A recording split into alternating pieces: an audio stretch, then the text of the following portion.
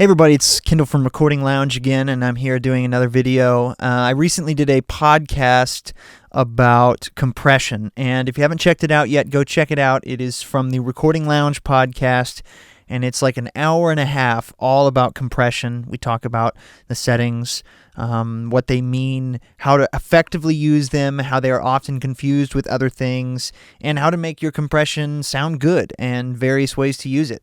But I got a lot of questions about one particular spot when I talked about the myth that attack time on a compressor means how long the compressor waits before compressing. Now, in certain models, I understand that there's maybe a few models of compressor out there where that does actually happen. I'm not positive, but in most situations, in 95% of all compressor designs, the attack time on a compressor is how long it takes for the compressor to reach the gain reduction based on the parameters, the threshold and the ratio and the input, etc. And I'm going to prove that to you. Some people didn't believe me. They thought that I was, for some reason, lying. I don't know why. I have no reason to do that. So basically, all I've done here is a classic test that I originally saw done by Bob Katz. So I have to give credit to him. But basically, all it is a series of sine tones. This is a sine wave, a 1 kilohertz sine wave that is then edited into low, loud, quite loud, etc. So you can see, this quiet section here is below the threshold, so there's no compression happening, and this loud section is above the threshold. So in theory, this will be compressing, and these quiet sections should be releasing. So what I've already done is compressed files in various formats, in various attack times. 0.5 milliseconds, 5 milliseconds, 50 milliseconds, and 200 milliseconds to prove the point. So here you'll see a 0.5 millisecond attack. Notice how, now all these had a 50 millisecond release, very quick release. Notice how as the signal is going over the threshold of the compressor, let's zoom in here, it takes 0.5 seconds to attack this wave and turns down this section here.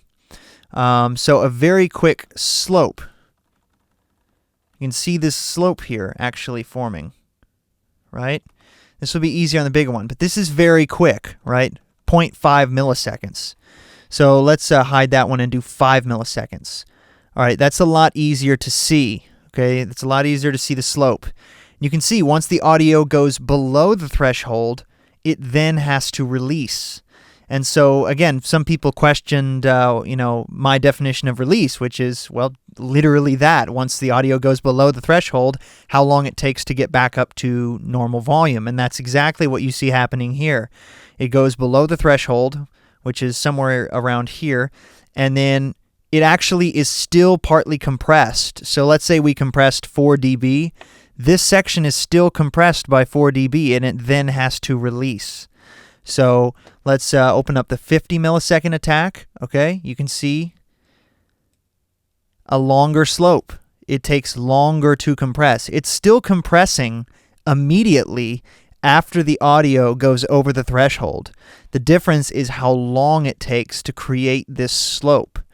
200 milliseconds, well, speaks for itself, doesn't it? A very, very mellow attack curve. Starts here all the way to maybe here before it levels out. Okay, so you can see how this curvature is part of the attack time.